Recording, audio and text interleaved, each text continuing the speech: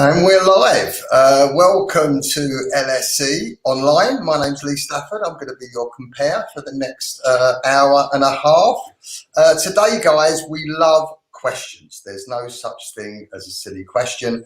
We certainly won't make you feel silly for any questions that you ask. So please, if you've got any questions about the looks we're doing today, or anything to do with LSE, anything to do with this incredible industry we all find ourselves so fortunate to be a part of. Any questions at all, guys, please keep them coming. If you like what you see today, please like and please subscribe, because we're going to be doing plenty more of these videos this year. So please subscribe and you'll be notified every time a new one comes up.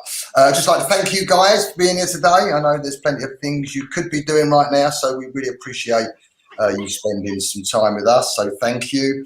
So let's kick things off. So the staff that is going to be presenting to you today is an international educator, multi-salon owner, multi-award winner, and just this week has become monetized on YouTube, which is a real big deal. Ladies and gentlemen, please meet the one and only, you know him already, Paul Watts. Good morning, everybody. How are we all doing?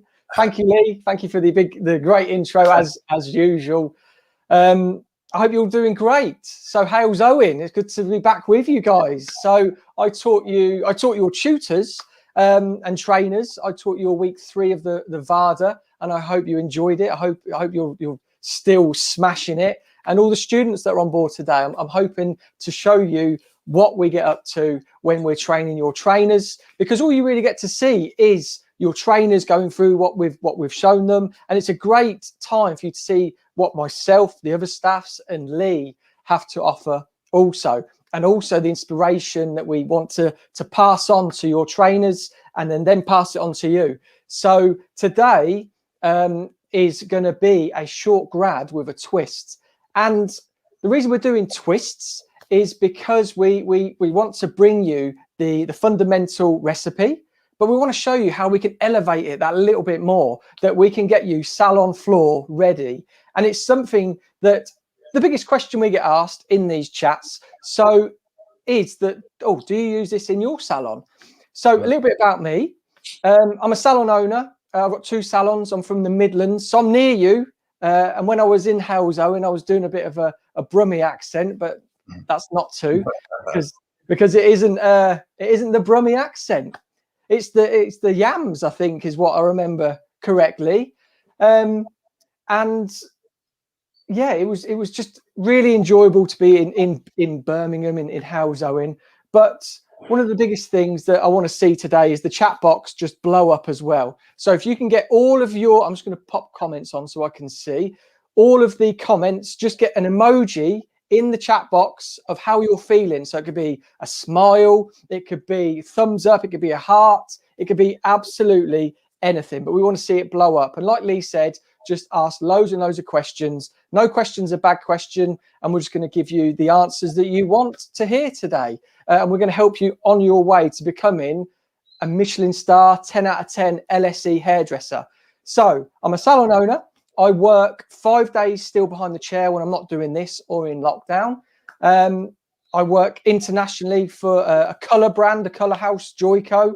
And it's something that LSE has really helped me elevate. I was talking to Lee before this about just elevating to the next level. And LSE has definitely helped me elevate my craft with colouring, cutting, styling to get where I am today. So we're just going to jump in to showing you what we are going to be doing. So we all know this as the traditional short grad LSE recipe, that really cool fringe that goes across. But what we want to show you today is the twists. So we've been doing this a little while now during all of this with the education. So I've got a few in front of me that I'm going to show you that we've just done little variations on. So this is basically the same as we've got behind me, where we are, there. But this is just added a little bit of texture and a little bit of curl. Texture, mate. It's amazing how different it looks. Same cut, different texture. Exactly the same. So if we just look at these, let's get that fringe back over. Amazing. Exactly the same. But this client came in with curly hair. We diffused it. We had a little bit of Lee Stafford's beach spray, put that texture in there. And this client just wanted it really nice and smooth. Exactly the same haircut, just two incredible looks. Same length as well, Paul? Exactly the same length. Exactly the same length. And then here are the twists. So this is a short grad.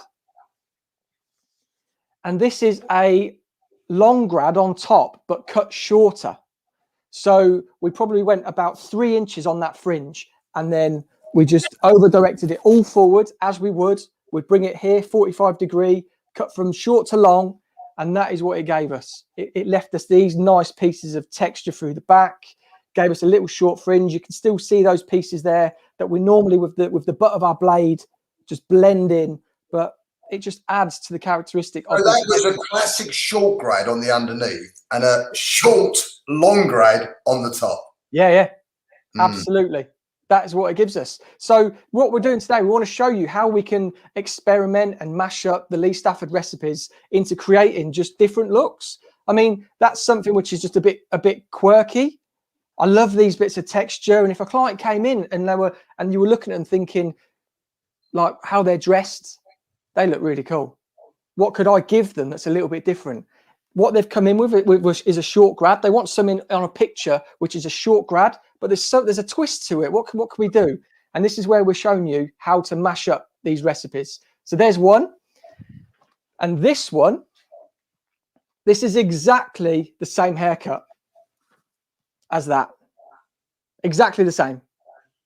But so you can see the short grad all underneath. Let's get that out of the way.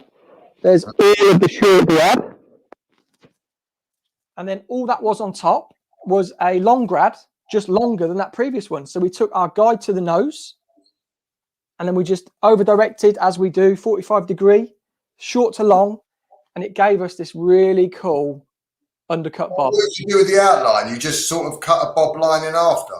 Yeah, so this length was here already because that was our guide through there. It gave us a really nice, if we cut it on our nose, it gave us a really nice length on our jaw. And that was our guide. So like with the one length above, where we freehand it in. So I blow dried it all in, wrap dried it, straightened it. And then this was just overhanging slightly. So I've got my scissors and just freehanded inside out method. And then come down to the front, matched up there, matched up through there, and it gave us that really cool variation. And then today, again, one of the biggest things we get asked is that the short grad is a recipe to be explained a bit more, which is why we're bringing it to you today. And the reason I've got so many of them is because a lot of colleges and students do struggle with the short grad because it's quite technical. The sectioning pattern takes a little bit getting used to, but as soon as you do it, it's a breeze. So today we're going to do it again with a twist. This is a short grad, but what we've done is we would then do a middle section through there. This side was taken from the fringe about 2 inches, 3 inches, just to the forehead, to the eyebrow, sorry. And then we lifted it straight up, and then we over directed all of this side, the left-hand side of the head, to there, which in turn gives us that. Now, if somebody just blends that in, I'm going to refine it for you at the end. And then this right-hand side was then exactly the same as the left-hand side, but it was cut shorter at the back, and everything at the front was over-directed back. And that's the one you're doing today, is it, Paul? This is the one we're doing today, yeah. Cool, brilliant. And then just free-handed in a little bit of a fringe, and then I'm going to refine this after so you can see. Are we ready? Let's see in the group chat, yes. in the comments that you're all ready to go. And I'm going to get my mannequin head all set. Brilliant. We've had a couple of questions. Jade said, how much would you charge for a short grade? And does the price vary if you texturize it? That's a great question, Jade. And it's a question we get asked on literally every live, every event that I do. People want to know how much to charge. Yeah. And it is all It varies, depend geographically. So wherever you are based salon wise or as a stylist, and how much you think you're worth. I think as an industry, we all create such great relationships with our clients that we feel bad about either increasing our prices or charging that little bit where you're thinking, oh God. But it all depends on where you were based locally. I wouldn't say compare your prices to other stylists, but I would definitely look at your target market or target audience as to how much your local area are charging for haircuts. And when it comes to adding texture, I wouldn't charge any more for adding texture. As a stylist in the salon still, I charge a flat rate.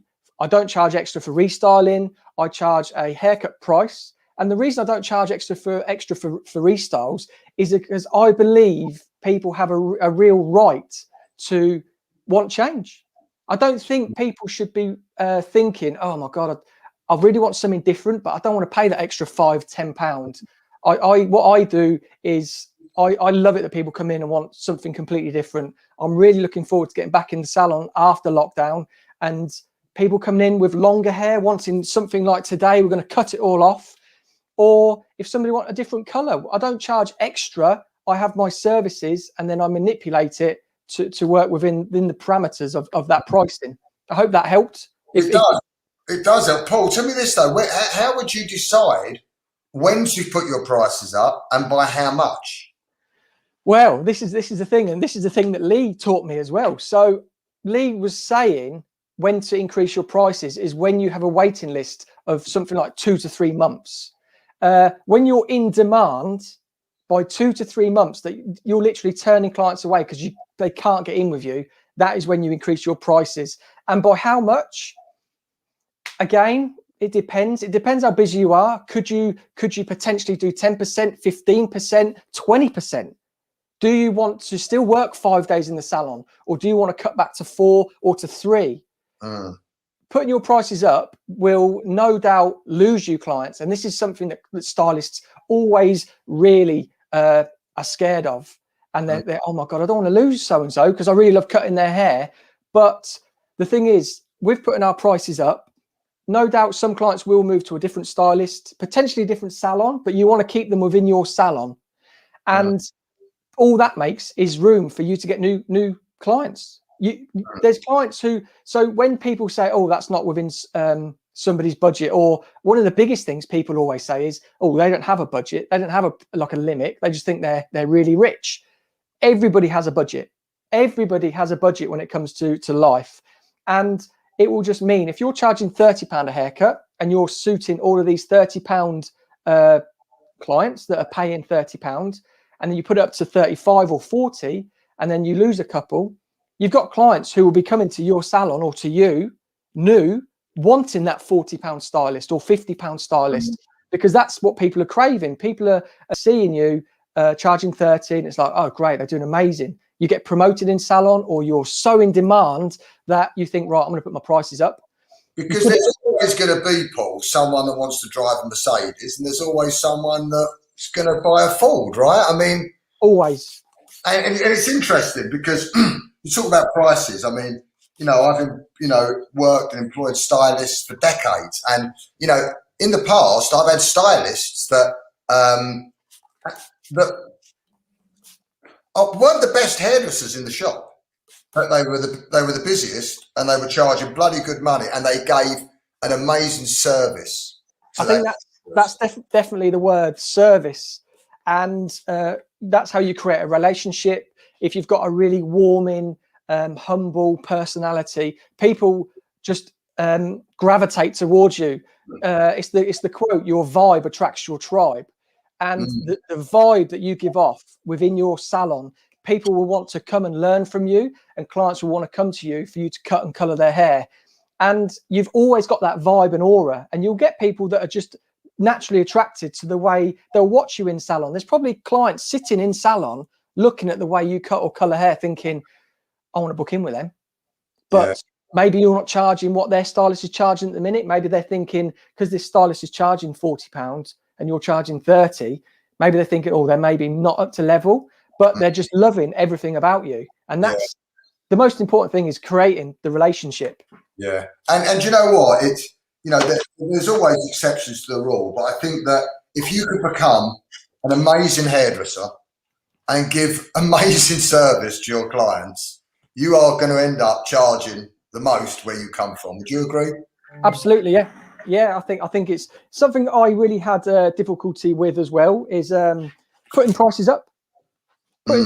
Putting prices up is something where oh God, you're in that sort of headspace. I don't want to lose clients. But then it's amazing how when I put my prices up, this is after discussing it with Lee a few years ago, and I was charging, I can't remember what I was charging. I think I was charging £52, I think it was, and then I put it up to 60, and I lost a couple, but then I had this influx of you had space to new customers. Yeah, but I had all these clients coming to me, and I used to say, "How come you come here today?"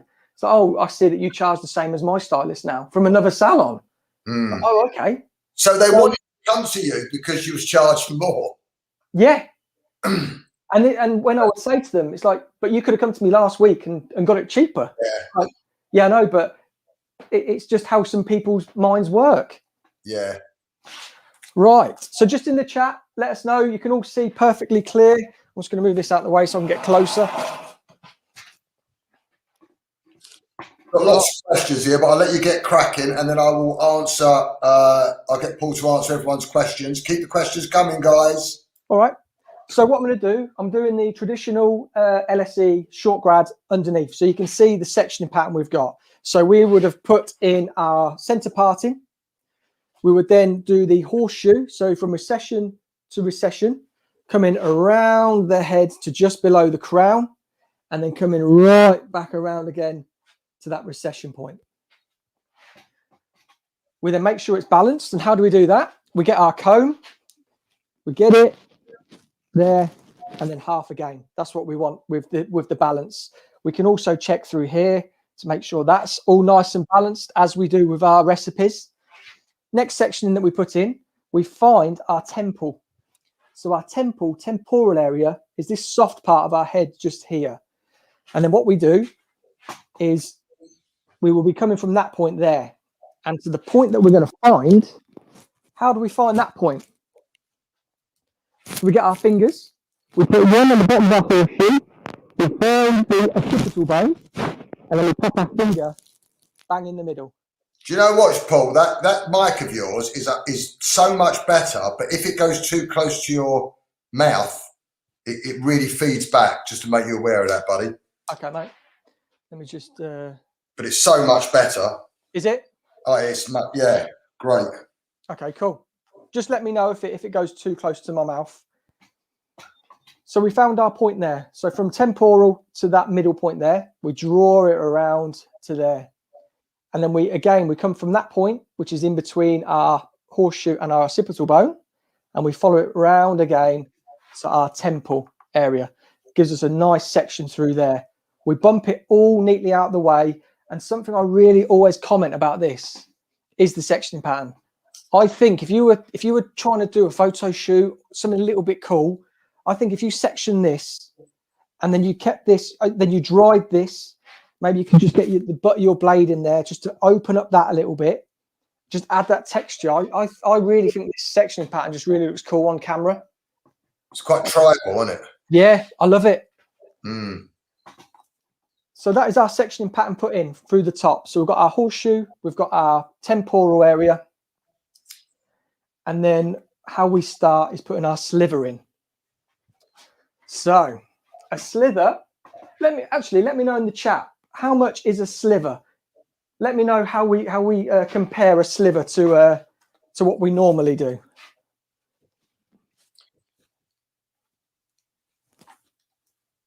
Jay asked a good question. She said, does the results change if you do a dry cut or a wet cut? Yeah, absolutely. I mean, dry cutting, I would only really use dry cutting to texturize, to remove bulk, and to just nip off ends. I would never do a full dry cut, and it's something I don't really do in salon. I do wet cuts. There is a purpose for dry cutting if it's trimming or texturizing. But this is why when we're cutting all of our recipes, they're all wet.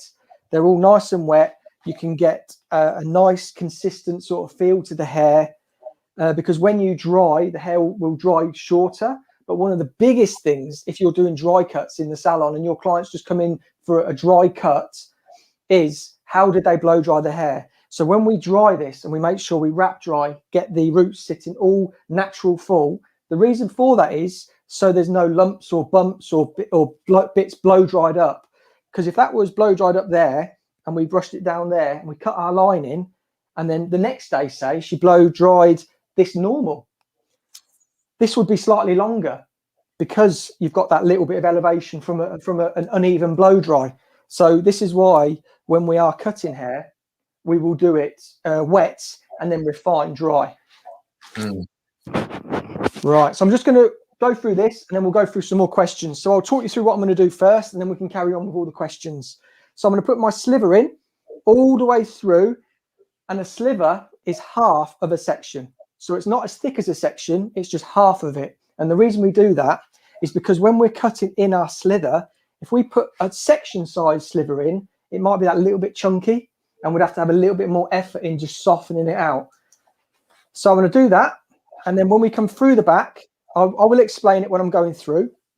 Central parting, we're going to use this as our guide, and then we're going to cut our section in with our graduation.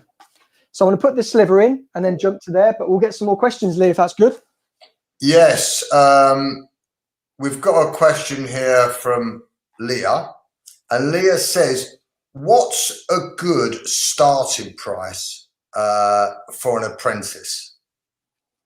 Like, what would one of your apprentices charge before they've qualified? Before they've qualified, so £15 a haircut. We want to bring in as many clients as possible wanting to have their haircut by you. We want you to get as much experience as possible, and that's how you're going to really hone your craft. Learn mistakes. Mistakes are a great thing, which is why LSE, we celebrate it. And a mistake is a mistake. Just take it again. And this is why we charge less as an apprentice, and then we work up the ranks, and then you start building in confidence, building in your knowledge, and then you get to become to the stylist level that you're aiming for. But what I just want to touch on this sliver is the length. We're still going to use the original recipe, and that is just under 1/3 of the comb. So I'll work around, and then we'll get to the graduation.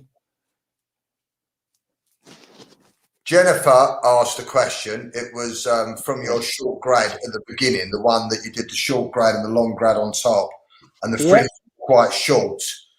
And Jennifer asked, was the fringe meant to be all different lengths? Yes. So the textured fringe was just some personalising that I put into it, and I just wanted to give you a bit of a look at how you can really experiment, because these recipes, we're learning a short grad, and the biggest thing that I notice when it comes to graduate stylists, apprentices getting on the salon floor is when a client brings in a picture and it isn't a short grad or long grad or graduated bob or uniform layer, you don't really understand. You're a little bit intimidated because it's like, oh my God, I haven't learnt this. But you have. It's just a case of mashing all of these together, which is why what we're doing with our lives is showing you exactly that. We're showing you how to create these on-trend salon floor ready looks by using our recipes. Hope that helps. Got loads of good questions here. There's one from Tyler. Tyler says, what do you think the best way is to build up a lot of clients to practice on? Best way to build up a lot of clients to practice on is friends, family, if they will let you near their hair. I know my mum didn't at the beginning, but it was just down to because she was happy with her hairdresser. And I think that's the hardest thing. The hardest thing is prizing people away from a hairdresser who they absolutely love. Mm. But I think the way in which to do it is to promote yourself, social media, and do what I'm doing. I mean, you see, I was in here on Saturday and I was cutting mannequin heads. And the reason I'm doing that is because I want to get better and better. And I'm using those on Instagram. I'm using them on YouTube. So if you check out my Instagram and YouTube and LSC, so my Instagram that you'll see all my mannequin heads on is paulwatts.life. And then my YouTube is Paul Watts Hair. LSC is Lee Stafford LSC YouTube, Lee. Is that correct? That's it. What we're on now. So make sure that you are subscribed to this channel, and because we've got so much coming. But the biggest way in today's market to really let people know what you're about is social media. It's free. Right. So I've put my sliver in all the way around there, just under a third of my comb. And then what we're going to do now, let's do this up, is we're going to start putting in our graduation. So you can see I've taken a center section. And there is my sliver. And that's my guide. So then what we're going to do is we're going to find the guide. Let me know if you can see. See my guide in the middle of my comb, just there. We're going to be using that. Just making sure your sections are really nice and neat, nice and clean. And remember, guys, hair, wetter the better as well, because it just stays out of the way, just nice and neatly. So what we're doing, we're pulling out 90 degrees from the head, and then we are using our fingers to create the graduation. So you can see there, my fingers are slightly diagonal. And then we just come in and we cut our first line. And then we work down to the nape of the neck. So again, you can see my guide, cutting down. And again, don't get too het up about fitting it all in your fingers at once. That's something when you're learning as well, it's something which is, oh my God, I can't fit it all my fingers. And then you start cutting yourself and just creating uneven sections. So again, in there, and then cutting that there. So there is our first section in the middle. So I'm just going to clip this side out of the way so you can see. So you can all see that, yeah? All there. So where's my stool? There's a question here from Jennifer. She says, I know that you qualified later in life because Paul, Jennifer's 27, has always wanted to do hair, but never felt the time was right. And what she's gone on to say is, would employees tend to look at an older person and think that the dedication isn't there because of how old they were when they chose their career path? Complete opposite. The complete opposite. You've chosen, you're living your life, and you've actually decided to get up and change it and do it for the better. You've started to invest your time and energy into learning something completely new, and now you want to get into a new career. And as a more mature student as I was, but also as a salon owner who's employed mature students, graduate stylists coming through the ranks, I find it that your attitude's different, your enthusiasm different, because you've chosen it later in life. You want to make a go of this. And that's definitely something with me. I've got a new video coming out on Wednesday on YouTube that I talk a little bit about this, about being more of a mature student and always finding myself, and I suppose how you're feeling, a little bit on the back foot. And it's completely normal. It's like with Lee, we talk about imposter syndrome, don't we, Lee? Mm.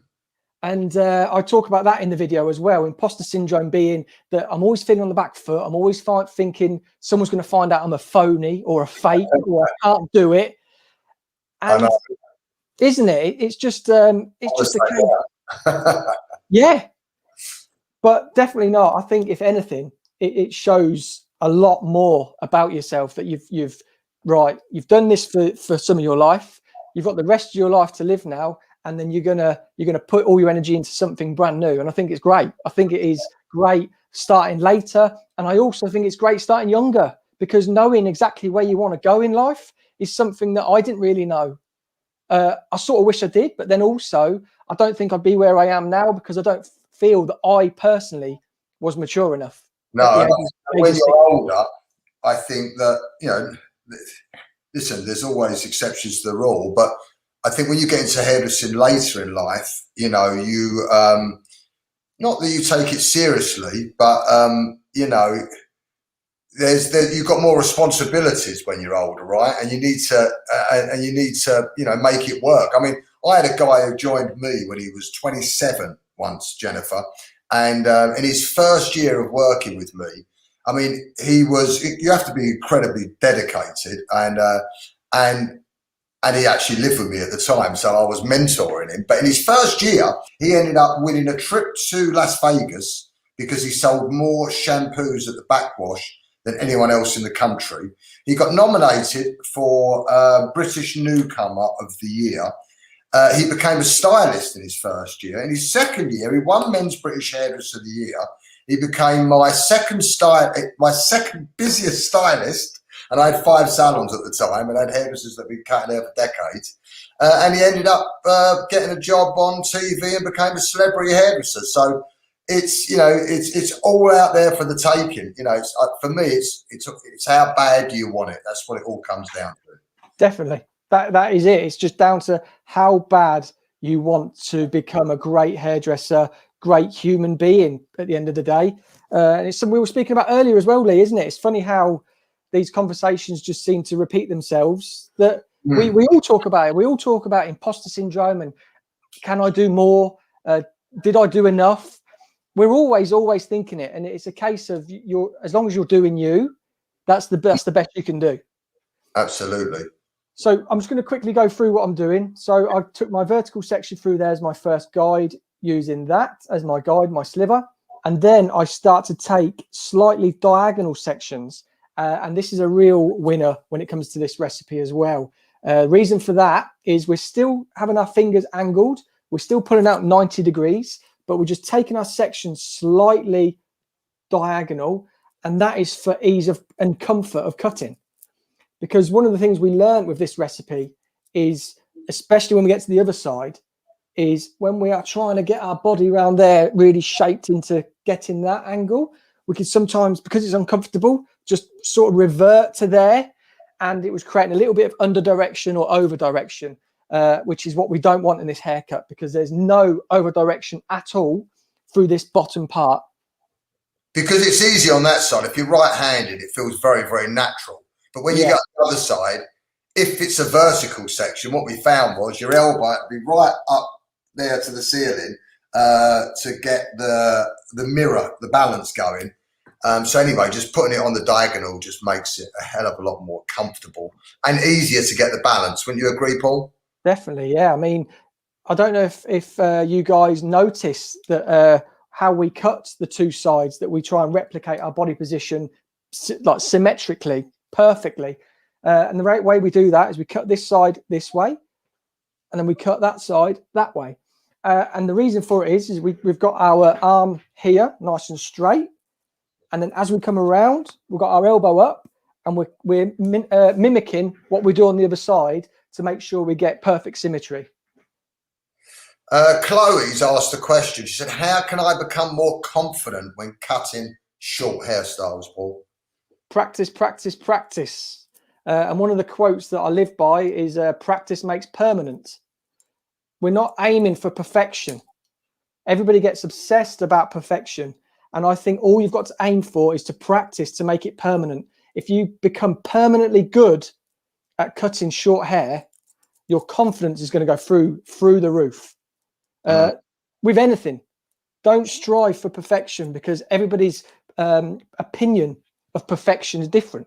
People might think this is perfect, and someone else might think it's slightly not perfect. It's just down to personal preference and personal opinion. So if you get really het up on trying to perfect everything, just try and make it permanent. So with this recipe, I can permanently get my sections perfect. I say perfect, permanently perfect through there. And I know that I can just recreate and recreate and recreate this haircut every single time.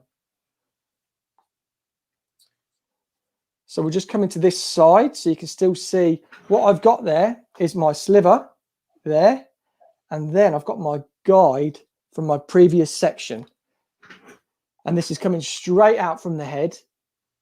My fingers on a diagonal, as you can see. Let me just turn it slightly so you can see a bit better. There.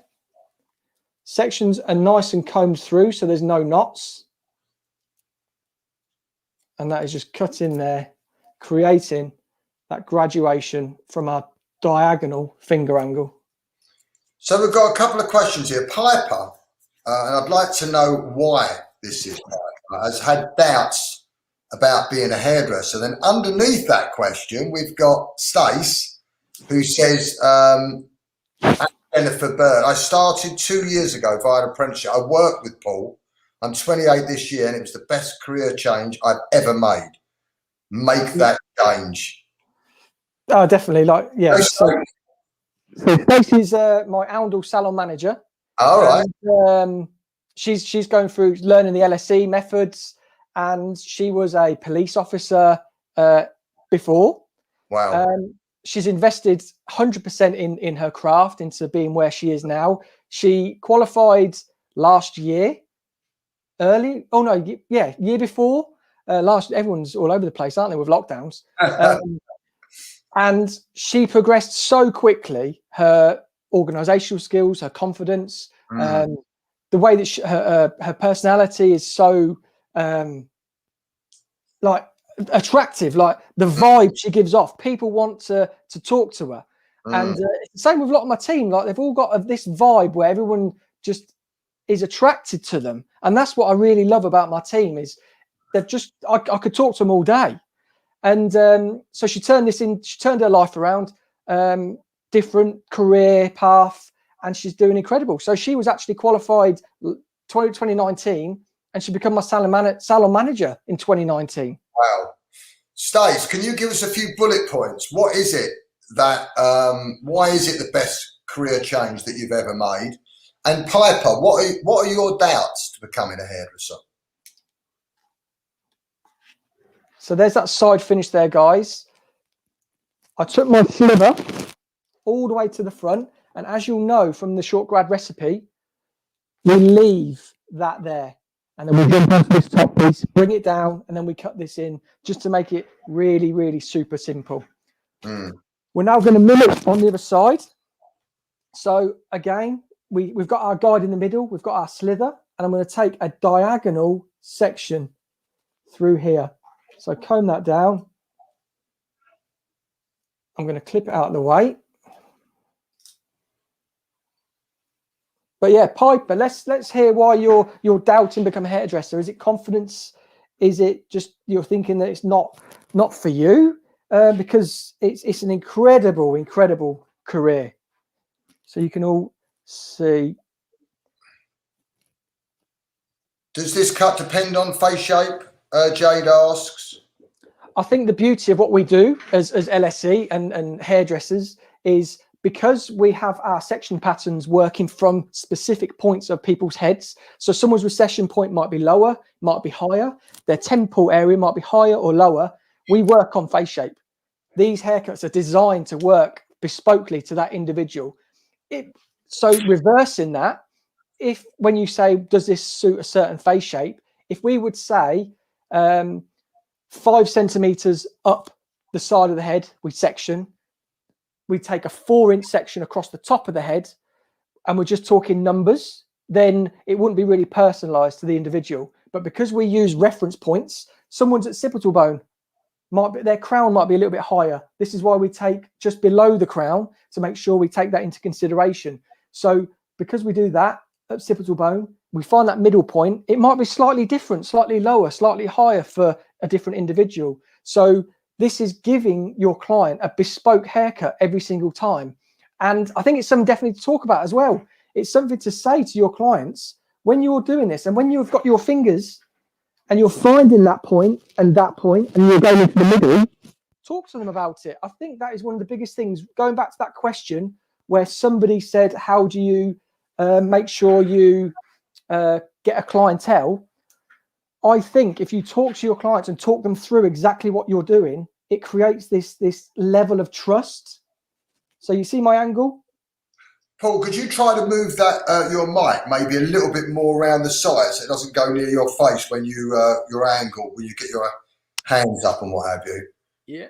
If that helps. How's that?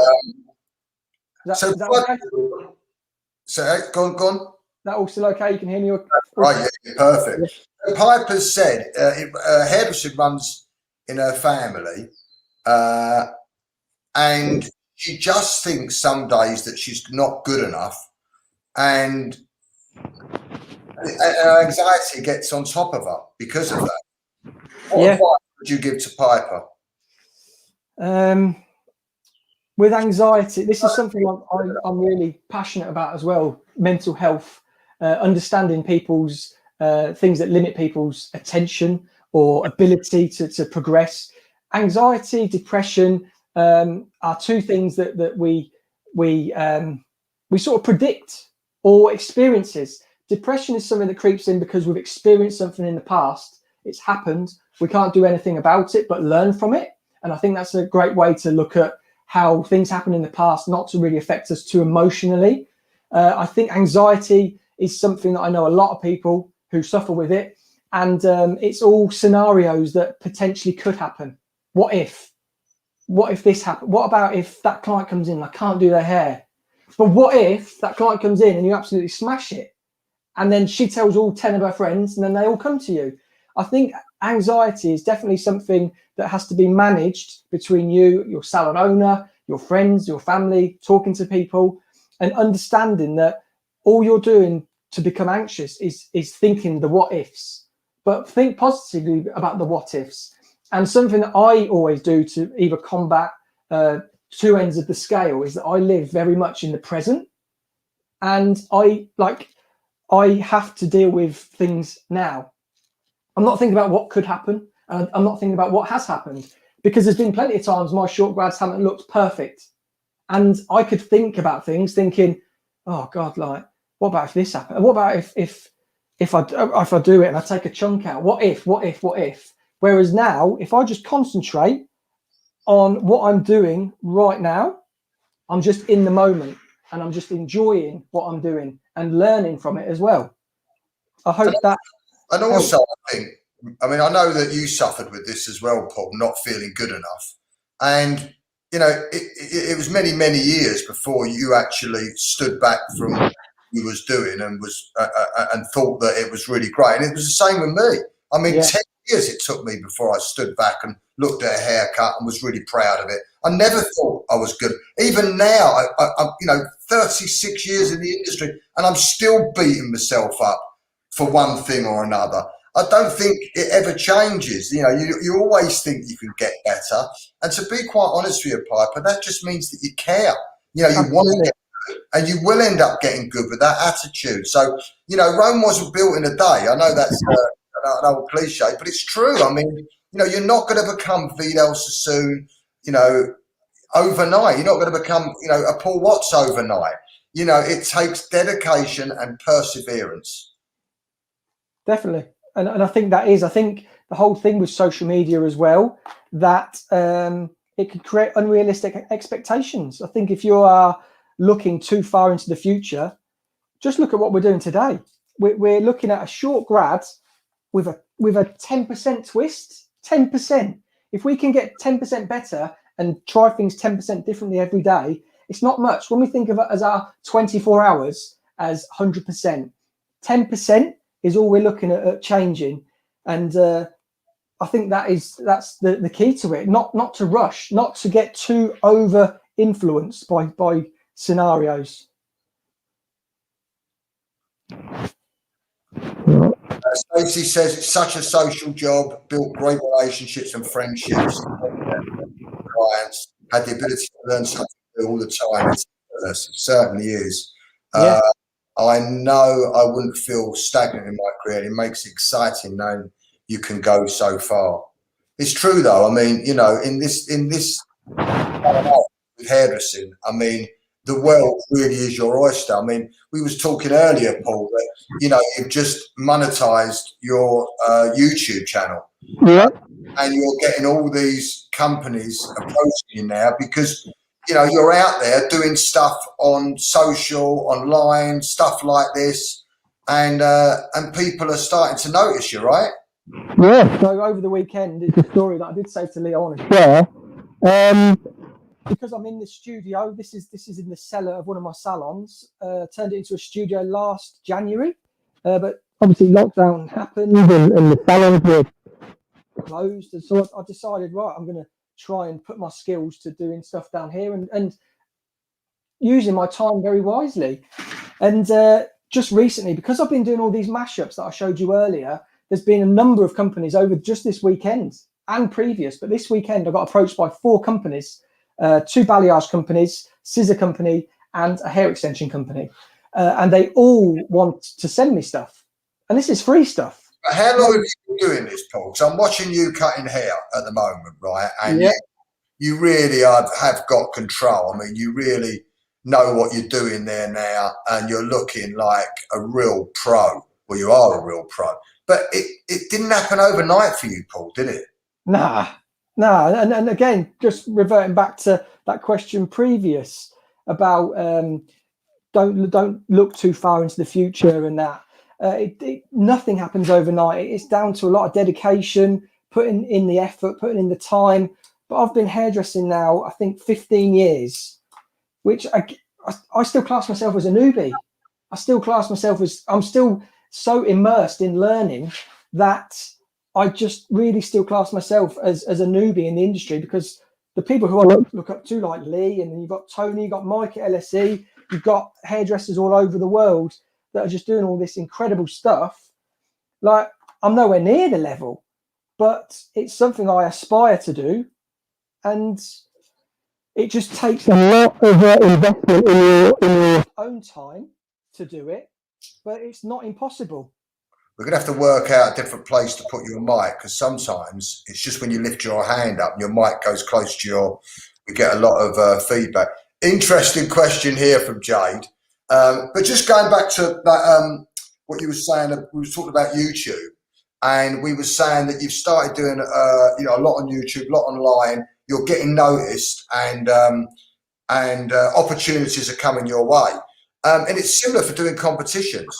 It's trying to do something that gets you noticed, because a lot of people are asking questions about, you know, they want to get apprentices, but are salon owners, you know, are they employing people at the moment? And I suppose they're going to be employing fewer people, but the ones that they're going to employ are the ones that they notice, the ones that are doing competitions, you know, winning or getting nominated, or even just entering. And the thing is that when you start entering competitions or doing stuff like you're doing now, Paul, you have to practice hard for it, which improves your craft, right? Yeah, 100%. I mean, practice and practice and practice. I was in here all weekend again, and I've been in here pretty much every weekend, just practicing doing these haircuts for you guys, creating different haircuts and trying to mash things together to make them as exciting, as salon floor friendly, and as aspiring as possible. But yeah, salons are still going to be going. People are still going to want to employ apprentices and stylists and managers and everything. There's not going to stop. It's just going to be it's going to be a bit different, to be honest. But I think different's good, and I think it's really, really affected our industry in this way, in a technological way, where we can now do this anywhere and bring it to you. So I think if you're thinking of getting yourself out there, trying to get clients, trying to get a dream job, if you were to start a social media channel, Instagram, TikTok, YouTube, and started doing little videos, not a whole haircut, maybe just show somebody what I'm going to show you now is over direction, where we're just going to over direct slightly, because there's a lot of people who struggle with over direction. Maybe if we put a fringe in, just do like a 5-minute video how I put a fringe in. These things will there'll be clients out there that are wanting a dream fringe, and they've been to 4 stylists who can't really cut a fringe very well. And if you're putting these videos out there and they find you, then this is what's going to elevate your career and elevate competition work, platform artist, educator, online educator. So before we jump into the next one, I've just let this section down. So this section through here, which is from the temporal to below the horseshoe, is going to be separated into 3. I've just combed it down. And then what we do is we pick up our sliver below. Is that sound still okay? Sounds good now, mate. It's just sometimes when your mouth gets too close to it, when you kind of lift your arms up, you get feedback. Okay. So all we're doing now is we're bringing part of this down to the slither. Let me get a little bit closer so you can see. So you'll be able to see here. I pick up this section. I then comb it down. That's a nice shot. I look for my guide. You can see my guide there, which is a third of the comb.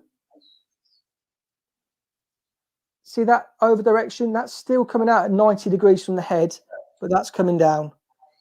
And then this is where we start to build up our graduation and that weight and really start to customize it to the individual's head. Nice. So all we do now is then we bring it round as we did at the very beginning, but we're just bringing it down to the slither now. So we're making sure that's still at 90 degrees, making sure that that's over directed down slightly.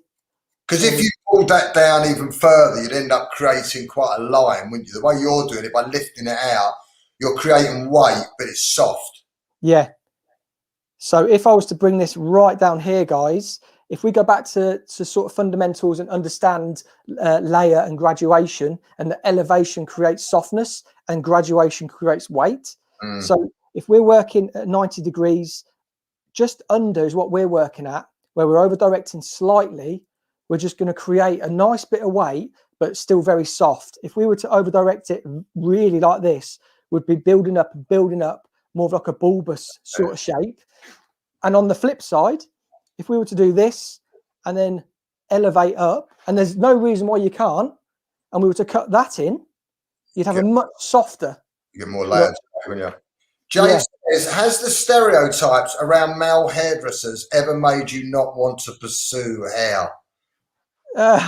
No, to be honest. A bit more. Yeah, if anything, yeah. I mean, there's a lot of stories here which I can talk about on different occasions. But one of the biggest things where you're talking about is the stereotype of a male hairdresser is my mates. When I told them I was going to be a hairdresser, they were like, "What?"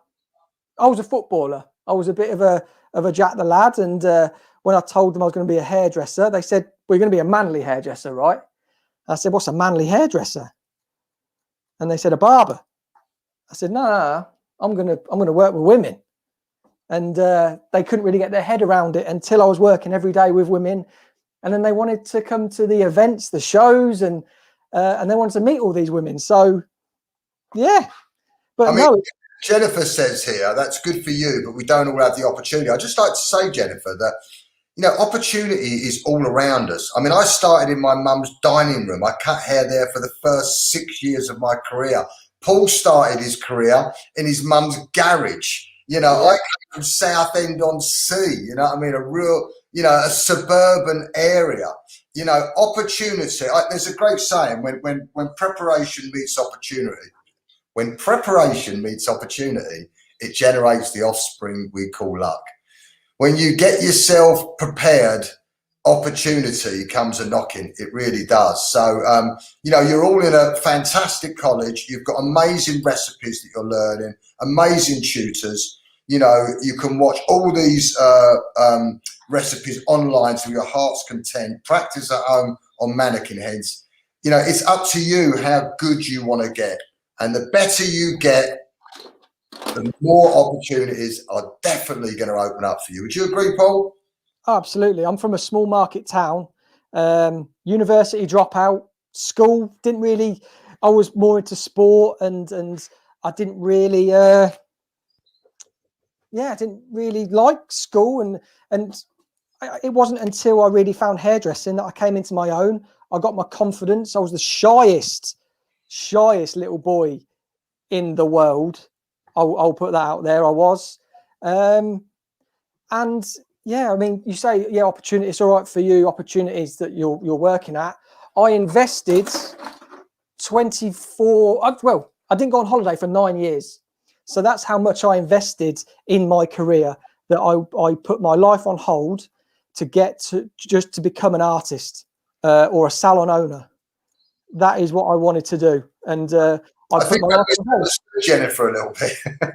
She said, "Sorry about that, Jennifer, but I hope that helped anyway." What Paul and I was saying, but Jennifer says that she hasn't got the opportunities to work the salon for free right now. She'd like the experience.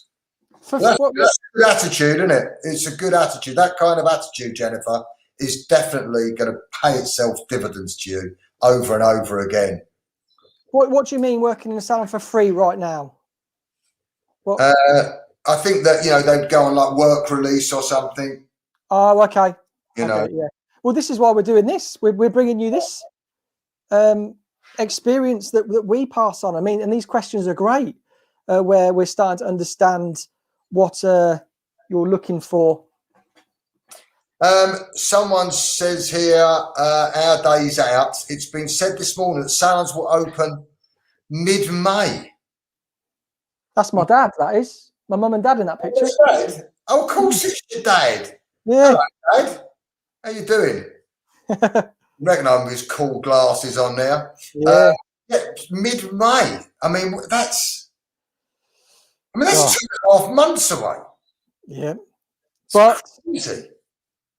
What I will give you advice for this time now is use it to your best ability. You've now got a free pass basically to invest in yourself and turn your online education, your hairdressing career upside down and just really, really go for it. I mean, it's right, Paul. He's dead right, because when we eventually all get back to some form of normality, you could have either sat there watching Netflix for a year, or you could be practicing, so that, when we all get back into the game, you're miles ahead. I mean, that's where you want to be, right? I mean, if there's fewer apprentice jobs available, if you're the one that's been grafting through lockdown and building your skills, you're more likely to get that position. Definitely. I mean, this is the thing. I mean, you're looking at what I'm doing now. I'm practicing every single day, because when I get back into the salon, I want clients to know and to see that my skill set has gone up even more. I'm not at a position by any stretch to be like, oh yeah, I can sit back and relax and not really invest my time in learning new skills. Absolutely not. I want to be going back into that salon and clients seeing, oh my God, Paul, like you've really come on. Jordan said, how do you get more clients? Is it good to have a page showing what you can do? Yeah, definitely. I mean, so I've got a business page, Paul Watts Hair, on Instagram, and I've also got a personal Instagram page, which is paulwatts.life. And what that is basically showing everybody what I get up to on a daily basis, because on my business page, I don't want to be really, there was just more like an inspiration diary. It documents everything I get up to. So I've already put a picture up today of my setup in here today. And then I can look back on it in a year and be like, oh, wow, like how far you've come, or what haircuts was I doing back then? But clients, and you have no idea who is looking at your Instagram. That's the best thing. Or watching your YouTube channel or your TikTok. There might be somebody from the hairdressing industry that just sees it and is like, wow, I want this guy to come work for me. Yeah, absolutely. Right, so that's all done. That's all over directed down to our sliver. So it gives us this real nice soft weight point through there, if you can see. Now we've still got these, and I'm going to be doing a variation of this haircut another day. But what we're doing today is I'm going to be doing the normal short grad. But what I just wanted to allude to then was, you could get the butt of your blade here, not close them, and really just release a lot of that weight in there and create a really cool looking image. Right, so we're going to continue with our sections as we did through the back, diagonal. And then we're just going to take that off there. And it'll be mimicked on both sides. So that is a diagonal line. Good question here from Jay. Some great questions. We're going to try to answer as many as we can, guys, but really appreciate all the questions coming in. There's loads of brilliant ones. Jade said, if you messed up a cut, how would you go about telling the client and fixing it? My biggest thing with that is think about when you're mapping out the haircut. Is it something that is out of your skill set?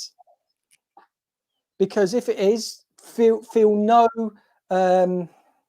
shame in going to a senior stylist and saying, look, my client wants this disconnection through here, but I don't really feel comfortable with it. Could you just come over and show me how to sort of get that bit of disconnection? I do it with my team a lot. They'll come over and I'll go and consult with colors, with haircuts, with different things, with styling, just to make sure that my stylist is at ease, but also that the client is thinking, oh, actually, yeah. So if Paul has said that this stylist can do it, then 100%.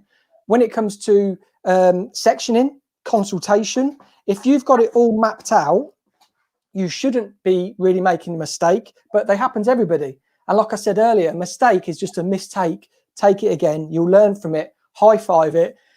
But to be honest, a lot of mistakes either come from people's opinions of being, oh, that isn't really what I wanted, even though if you put in the actual work.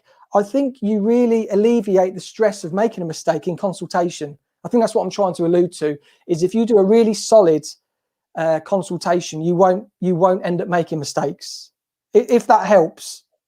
I mean, I made a mistake once. When I was cutting hair in my mum's dining room, and I was the only haircut I could do was a bad short back and sides. But I had a friend of mine sitting in the chair, and I had some clippers on the guard on the clippers. As I went up to the top of his head with the clippers, the guard fell off, and I put a big bald patch right in near his crown. You know, it's so high up you can't put it in around the bottom. And he was a boxer, this guy, a really good friend of mine, real lovely guy, but a real tough nut. And I was so embarrassed that I'd put this bald patch in the top of his head that I just showed in the back very, very quickly. And then he left. And the pub that we all used to go to, he was the doorman. So when he was standing on the door that night, everyone was looking at the back of his head with this big bald patch round by his crown, thinking, "Are you all right, mate?" And I hadn't told him.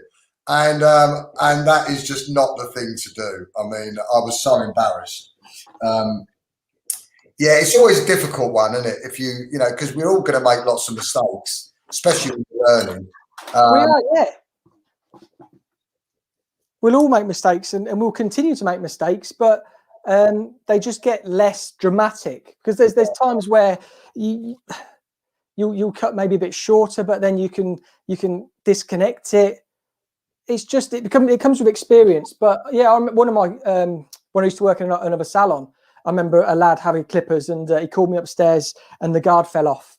And it's explaining. I mean, things do happen. We're human at the end of the day, and people do understand. I mean, yeah, taking a clipper off to a 0 when they wanted a 3 is a bit like, oh my god. But I just had to fade it out for him, and the dad, because it was his son, was sort of happy enough. He free of charge, because he didn't want a skin fade. But then they still came back to the salon. So it's just a case of admitting, like, say, oh, apologies, understanding how you can fix it, but just being truthful, I think, is one of the things. Absolutely. Right. So I've gone all through here. I've connected those pieces there. Now, the interesting part, which is different to what you normally do with a short grad. So I'm going to comb all this forward, and I'm going to get a middle section. we've got a few questions coming in. People saying that they find it really hard to get motivated during lockdown. And they're asking the question, how do you stay motivated, Paul? How do you stay motivated? Well, I mean, it's not easy, to be honest. In lockdown, we've got the it's, to be honest, I'm a really motivated person naturally. I've got a real lust for life. I don't want to miss a day, a minute, a second. I just love to give it my all, 100% every time. But staying motivated, just looking for aspiration, looking at, I mean, YouTube is a great source for if you are unmotivated, jumping on there and looking at either some hairdressers or motivational speakers. There's so much out in the world that just think about. I mean, it's cool to have a day where you just chill and relax, because we need that. But to stay motivated, just make sure you're getting up and you are doing and always moving forward. I suppose it's easy to say if you are that naturally inclined, but have somebody to look up to, see what they're doing on a day-to-day basis. And one of the things that came out recently was about the whole influencer culture, where they were sort of saying, oh, the reason I've gone to Dubai is to inspire my followers in seeing how good life is. I don't think that's inspirational. I think that's something where it's like, oh, I'd love to be in Dubai in the sun, but I'm stuck at home. I think looking at things closer to you, how you can affect things and change things around you to make more of like a positive environment for yourself, removing the negativity, and just really wanting to better yourself and having goals. I think goals help. Don't get obsessed with goals, but having a goal. My latest goal was to become monetized on YouTube from January to January. And that's what motivated me for a whole year to make content, to make videos, to make haircut videos. That was my goal for a whole year. So long-term goals are a great way to motivate. During lockdown, I would say the biggest motivation for me is to do this and give it to you guys at the best of my ability, but to also give me a bit of satisfaction in knowing that I can manipulate haircuts differently using different things and just learning. Does that help? Certainly does. I mean, it's trying to be as proactive as you can, isn't it? I mean, yeah. My wife always says to me that I make work for myself, and I always say that's being proactive. Yeah, you work for yourself. I mean, guys, you've got this wonderful opportunity. If you can get a mannequin head, a long mannequin head, or if you've got someone in the house that's got a bit of hair, you can practice dressing their hair out. Marcel waving, for example, is such a difficult thing to do. Yeah. You could come out of this being an expert at doing Marcel waving, and an expert at doing the twisted tongue and and all the others. You've got this opportunity where, there's a lot of people that are sitting there watching Netflix all day, and you've got the chance to just fly above them by practicing. I mean, I'm not saying do it 12 hours a day, but you can certainly schedule some hours in the day where you are practicing. If you're doing that, you're going to be growing.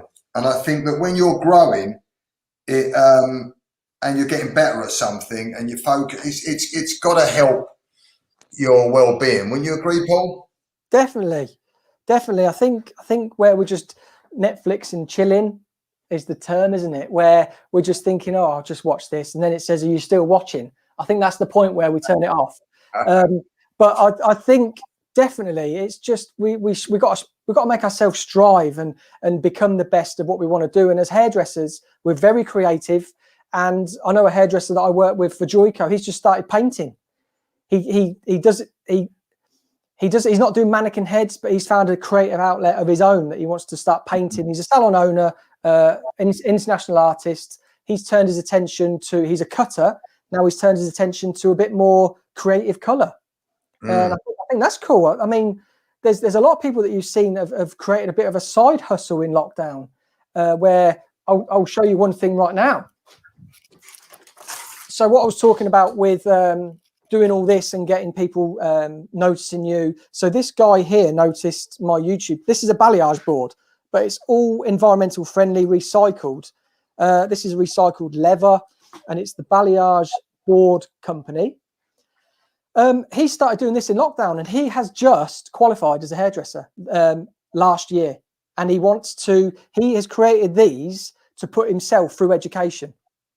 So there's so much going on. And another girl, she's sending me a balayage board, which is all sort of tie dye that she's making out in a mold in acrylic, and that's become her passion during lockdown. So there's a lot of stuff happening, but I think definitely if we keep on moving and keep on striving, that is what keeps us motivated. Right. These things that have been coming your way are coming your way because you're actively doing stuff. Doing this. I mean, on Saturday when I did that haircut, which is the final result of this, I did it on Instagram. I had music playing. I just started sort of like vibing in here, cutting hair. I put it on there just to chat to people while I was doing it, and that's where 2 companies seen me. Yeah. And I wasn't going to film because I normally, for YouTube, I'll get my camera set up and lighting and everything. I just thought, oh no, I'm not going to do that today. I'm just going to sort of vibe and feel the haircut. But I thought actually people might be interested in this, so I'll do it live on Instagram, and it brought 2 companies my way, which is incredible. Before we just jump on to some more questions, I'm just going to jump into here. So on this right hand side, this is the long fringe through here, and it's slightly shorter through the back. So I've sectioned both sides out evenly. This side is going to be shorter at the back, so I'm going to bring the hair up and I'm connecting it to this underneath here. So we've actually got a guide through there. Let me just see if I can get that a little bit closer.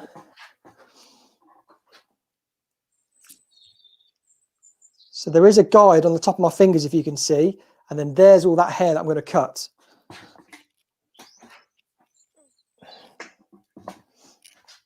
And then what I'm going to do is bring it up to the ceiling, straight up, and then I'm just going to cut it to that line. So I've just cut all that hair off through there. Now, we then section again through, and we've got a stationary guide now, whereas we worked all underneath a moving guide, no over direction. Here is a stationary guide up to the ceiling, up to that point that we just put in, and you should be able to see that hair just starts to travel back. And I'm just cutting this in.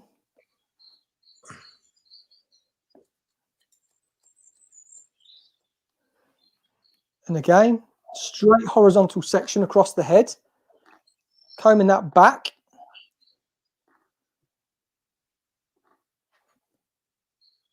To that section, straight up to the ceiling, and my guide is still very, very visible. And the great thing about this, it becomes even more visible the more hair we're pulling back, because the section gets thicker. And the reason we're doing this, guys, is because we want to show you just how these methods can be manipulated very, very slightly to create something uber cool.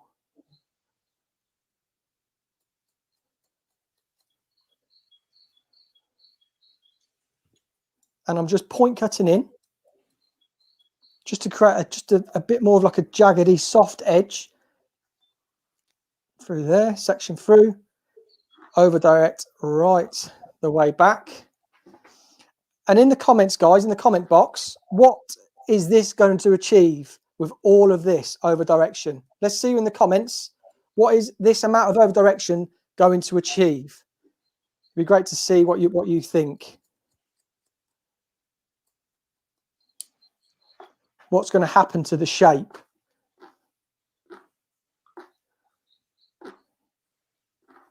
Molly's just said, I'm nearly qualified, but Congratulations. don't feel ready at all to do my end point assessments, as I don't do any hair in my salon. What advice would you give? We all feel like that. We all feel that we're not ready. Driving tests, exams. But again, you've been blessed with this opportunity of lockdown where you could be practicing and practicing and practicing. If you're not doing hair in salon, I mean, there's a lot of salons that don't let their assistants do a lot of hair. It's something that I truly believe that they should be, and I want them to experience as much as possible and sort of fast track them. Just going to show you this before I continue. There's the front there's the front there, over directed all the way back to this point. And then I'm just point cutting that up to the ceiling, because that was the last section. And then there's that beautiful blend, little short pieces through there to add a little bit of texture. And then as we comb that down, that just sits on that cheekbone, jawline beautifully through there. So that's how you can see we can create that shape by doing something so simple, by over directing. That was just over directed, and look at that shape. Short grad, nice texture through there, and then that just kisses on that jawline. So if you don't feel ready, then I would reach out to some people as well. I mean, follow us on Instagram. We're always happy to answer questions. I answer numerous questions from a lot of people on a daily basis. We also do a lot of videos. So just follow us and ask us questions as well. But ask your college questions. And what don't you feel ready for? You're saying you don't do hair in your salon. Is it just a confidence thing, or is it you really don't understand how to do the haircut or whatever you want to do for your final assessment? Because then it's probably just practice. Right. So this back piece that we just took, so that is just over a third of the comb. So what we're going to do now is I'm going to clip this side out of the way so we don't pull any of it in through there. And I'm going to get our first guide, which is our hairline guide. And now we're going to do complete opposite. Did we get any answers, Lee, for why? Loads and loads. Everyone was saying layers, slightly longer layers, gradual layers, Cool. layers with potential volume. Love it. Love it. And you'll see definitely on this side the layers with volume, because we're going to go this bit shorter at the front. This is all going to fall over and you're going to get loads of texture in there. So we're bringing this up, and it was just over a third of the comb. So there. So what I'm going to do is I've measured it from this back point, and I'm just going to cut in a blunt line to begin with. And then again, as I did with this side, I then just over direct. So I push, whereas this side I was pulling the hair all towards me. This side, I'm going to push it to my guide. And what I mean by that is get the comb in, and it's all just going to push forward. And make sure I can see my guide. You can see my guide beautifully there. Bring my fingers up to it, get my line, and then I'm just going to point cut that in. And what's the difference between point cutting and blunt cutting, guys? What we saying? What will blunt? If I was to blunt cut all of this, what would it do? And because I'm point cutting it, what am I expecting my outcome to be? And again, I'll bring it to the side now so you can see. I'm pushing that hair into there, bringing it up to the ceiling. I'd use my mirror as well. So let me just turn it this way so you can see that bit better. So if I had a mirror in front of me, because my client would be sitting in front of a mirror, I'd make sure I can see my section, come through here, make sure this piece through here is straight up to the ceiling, and then just point cut my line in. But any more questions, Lee? Because all I'm going to do is, again, pushing all this hair from this back all the way to the forward, all the way to the front, forward to the front. What's your favourite aspect of hairdressing? What are you enjoying most these days, Paul? Cutting, to be honest. I'm a colorist for Joico. I'm a color design team member. I love coloring. Color comes very, very natural to me. I've just got I seem to have a bit of an eye for color. But cutting is something that I am feeling really liberating at the minute. I find it Why do you prefer cutting over colouring, do you think? At the minute, very therapeutic. I think, like someone was saying, how do you get motivation? How are you coping in lockdown? I think this is really helping when it comes to just the motion of things, having a purpose, understanding, or not so much understanding what the end goal is going to be, but going to be sort of experimental, keep things exciting. But yeah, haircutting right now, it's something I really worked on. College, you guys can probably, you probably feel the same way. I really struggled with cutting. I could not get the angles. I didn't understand graduation. I didn't understand what that 90-degree meant.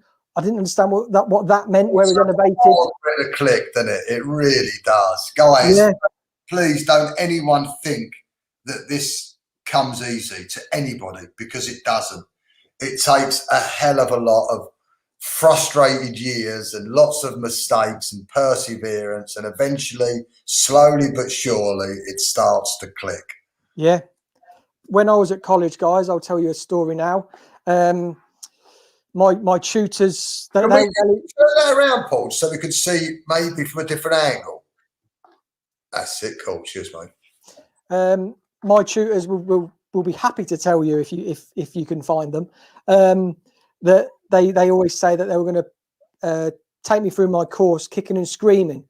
They could see I had potential in something. They didn't really know what, but just one day I walked into the salon at college, and my stance changed. So I was probably standing like this and not really understanding about body position and opening your legs, bending your knees, and understanding that how we move around hair. I was probably standing very stiff and just pulling out sections. And whereas one day I walked in and they didn't tell me, but they could see it, and something had changed. And to be honest, it just clicked. I walked in that day at college for my assessments and understood what I had to do and how I was going to do it. And the reason for that was because I was like, right, this is my career. I want to do the best that I can. And I started to practice at home. College is college, and you will learn exactly what you need to qualify, as you will on a driving test. But the more you put into it and the more experience you gain, the better you'll become. And that's what I needed. I needed college to show me the fundamentals, but I needed to find it for me. And I think the biggest thing, which we talk about in the industry a lot, is the why. Why? Why do we do that? Why do we over direct? Why are we taking it elevated? Why are we not elevating that? Why is that 45 degrees? Why is that 90 degrees? Why is that color placed there? And when you start to understand the whys, I think it starts to click. Jordan's just asked a really good question here. He said, if you want to start your own business in a few years, do you recommend going mobile first or stay working in a salon? I 100% say work in a salon. I did, like Lee said, he worked in his mum's dining room. I worked in my parents' garage. I did a little bit of mobile, but you've got no one to learn from. You've got no one to absorb anything from. In a salon, you've got however many people are working around you. That is the amount of free education you've got daily, just to be inspired, to motivate you, to understand how do they get to senior stylist when in a year, in 6 months. Whereas when you're mobile, you're out on it by yourself, and habits can creep in. You can stay at that level, but pushing yourself in a salon, you will 10 times improve so much quicker. personally, that's personally. When I was doing mobile and in my parents' garage, yes, I was on mannequin heads every night when I didn't have a client. And I was on YouTube, I was on myhairdressers.com, which is basically what we're giving to you now. And I was just trying to learn and learn and learn. Whereas when I got into a salon, I was like a sponge. I was standing there in awe of literally everybody. Like, oh my, look how they put layers in. Look how they blow dry. And I was learning on the job so much quicker. Right. So this is done. This is that all done. So you can see we've got that disconnected piece there, which was elevated all the way and over directed to the front through there. That's the piece we just cut in. This side, we've got the length there, which was over directed all the way to the back. And then that will just be blow dried in, wrap dried in, and then I'll show you what we're ending up with. But you can see there, we've got that sitting on that jawline. We've got this hair sitting right on that hairline. Nice. It just blends beautifully. So let's just get, how are we for time, Lee? 4 minutes. 4 minutes. Right. So here we go. Blue Peter moment. Looks great. Looks lovely. So I will show you. There's that disconnection, which was over directed to the back, sitting at the jaw. This piece here, over directed to the front, sits at the hairline. So I suppose you could texturize that or make that shorter, all depending on what you or the client wants, right? Yeah, so if the client doesn't really want all of that disconnection, let's just get in there. You can see our underneath section through there. We can either just slice it out to soften it off. We can really get our scissors in there and texturize and just really blend that in more visually than technically. And what I mean by that is, technically, to blend that, I would connect it to that there. So I'd get my guide there and cut all that off. But visually blending is where it looks like it's blended, but it's actually not. So we just soften that off through there. And then where you can see this fringe, all I did to connect was I started on this side and then I just shaped this side in. Once it was all wrap dried and straightened, and then around the eye, lifted it slightly, but then patting it down so I don't create any elevation. And then I just cut this fringe in like this. And then to connect this with this, I pulled that up and you can see that angle there. So how can I show you this?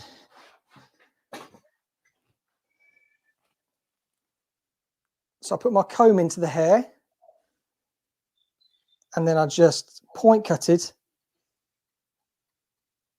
that in through there. And that just gives you that little bit of blend, but still keeps it disconnected, a little bit cool. And then this sits a little bit heavy, like we said. It gives that volume, that texture layer to soften off. Get your scissors deep in there, deep point cutting to remove weight through there. And that is it, guys. That is creating a really cool haircut using what we already know, a short grad and then over direction through the top.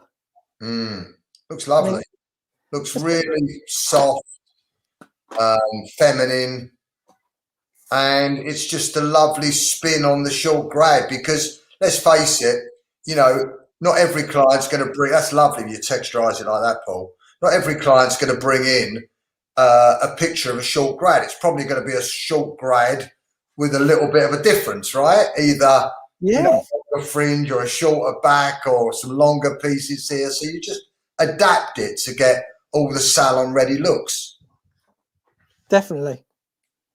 Definitely. But that is it, guys. Again, like I said, make sure you're subscribed to the LSC channel. If you want to subscribe to my YouTube channel, come on over our Instagram pages, because we're doing stuff like this daily, putting up images for inspiration. And the LSC movement Lee, we're going to be bringing them some incredible stuff, aren't we?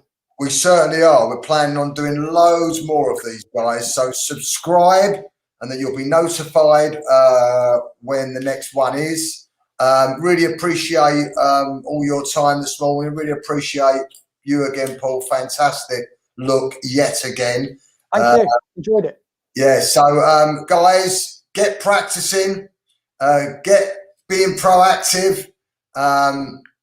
And we look forward to seeing you again very soon on another Lee Stafford Education online session. So have a great day, everybody. Thank you, everybody. Look after yourselves. Take care. Bye.